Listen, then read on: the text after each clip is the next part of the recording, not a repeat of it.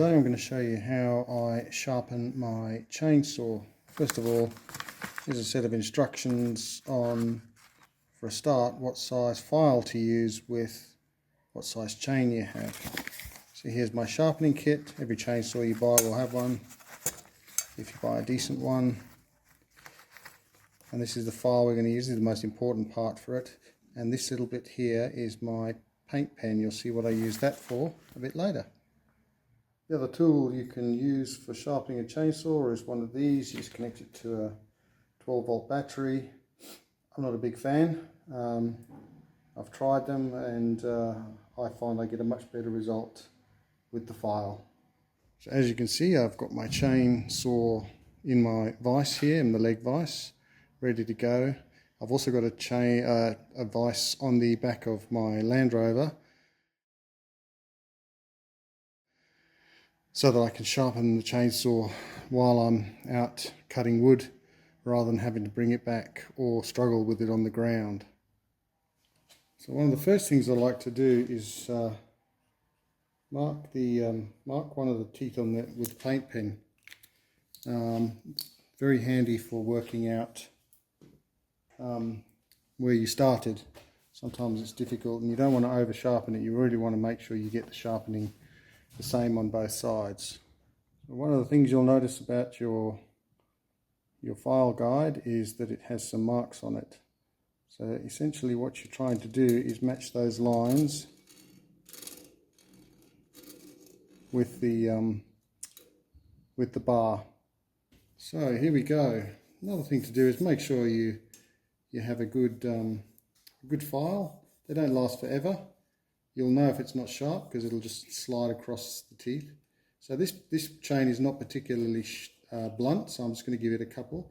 So I've got it at my 30 degrees there, and I slightly up to, you'll feel the chain, you'll feel the file bite as it goes. It's just giving it two, move on to the next tooth, next tooth,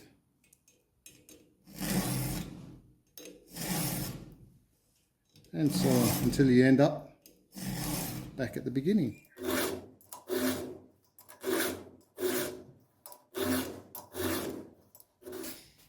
I always find it slightly awkward when I'm turning the file just to give it a bit of another meaty edge.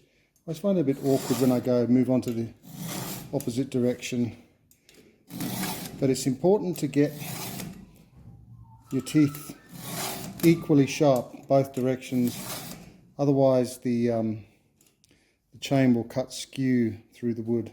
Alright, so here we're back to the painted tooth, there it is, and moving back just a bit, you can see the tooth, one of the sharpened teeth, and you can just see inside there where the file has sort of hit it towards the top of the tooth, just giving it a shine. I can feel just by nipping my finger onto it that it's nice and sharp. The next thing we're going to look at is taking the grubbers down. So the grubbers sit in front of the actual cutting edge there, and they help the chain to sort of cut nicely and not grab too much. I always find with a brand new chain, I always find it always grabs a bit too much for my liking.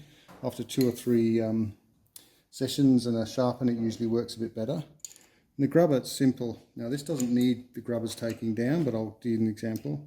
So you've got your file here, you've got your grubber, you can see your grubber sitting up, and you just run the file across the top of the grubber. So you lay this on top of the chain, just hold it in place, don't need a lot of force, and you just take a tiny bit off the top of the grubber, and that will just help with the cutting. Last thing I want to check is just the tension of the chain, so I can adjust it here, just loosen it off, and then you can adjust the chain back and forth with this in this particular chainsaw, and then tighten it up again. A little bit on the loose side, so just give a little bit of a tweak.